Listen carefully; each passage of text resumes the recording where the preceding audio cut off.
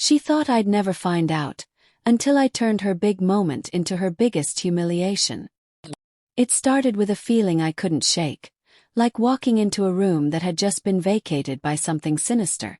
Nothing obvious, just the subtle sense that the air had changed.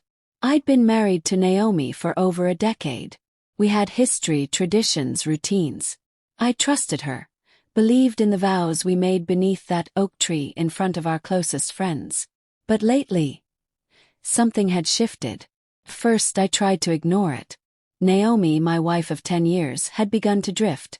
Just slightly, almost imperceptibly, but enough for a man who truly pays attention to feel it.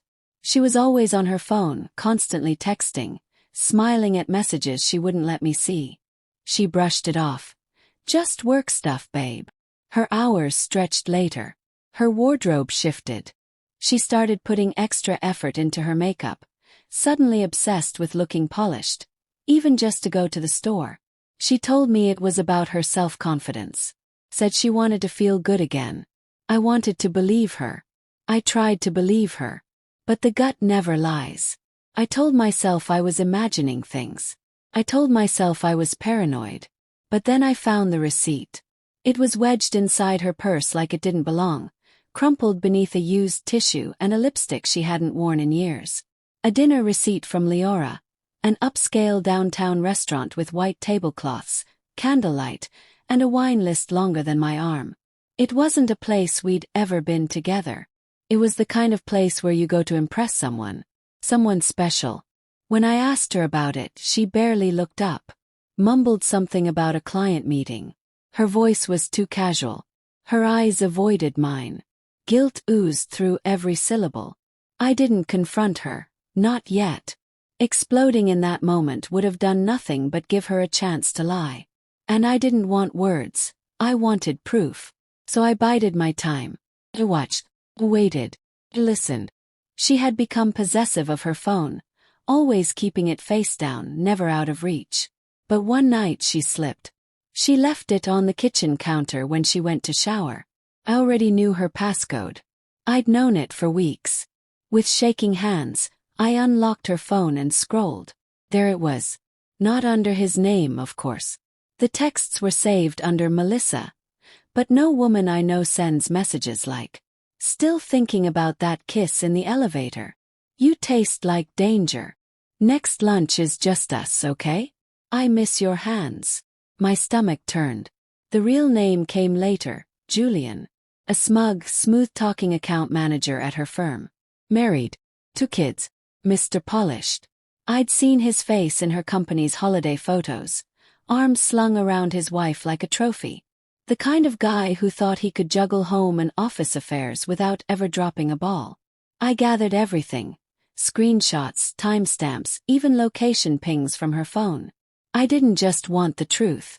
I wanted consequences. The opportunity came quicker than expected.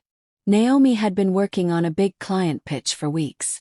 Her career-defining presentation, she called it. It was scheduled for a Thursday afternoon at a sleek startup downtown. She was nervous, energized. She spent hours rehearsing her lines in the mirror, checking her posture in different heels. That morning I kissed her goodbye at the door. She smiled wide, kissed me back and said, "Wish me luck." I hope Julian does, I thought. As soon as she left, I went to work. I gathered the folder I'd prepared. Dozens of printed screenshots from their messages. GPS pins of hotel visits. Photos of Naomi and Julian stepping into boutique bars together, walking hand in hand near a rental cabin 2 towns over. I paired the folder with a single typed note. "You're not nearly as discreet as you think." I drove to the client office and waited outside in my car, watching through the glass window as Naomi took the stage in her power suit and practice charm. 5 minutes into her speech, the courier I'd hired walked through the glass doors and handed her the box in front of the room. I saw it all from my seat across the street. The smile on her face as she accepted it. The slow unwrapping. The shift in her expression when she saw what was inside.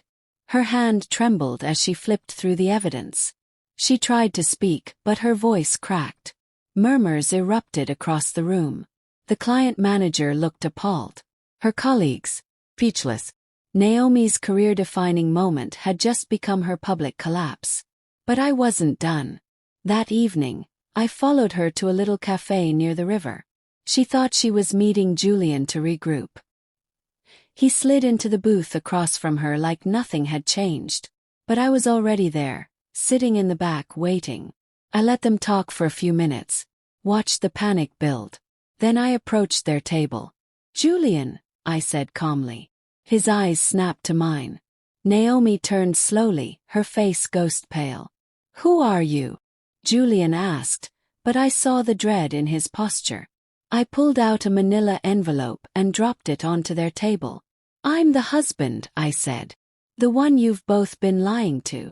Julian flipped through the photos inside, and the blood drained from his face.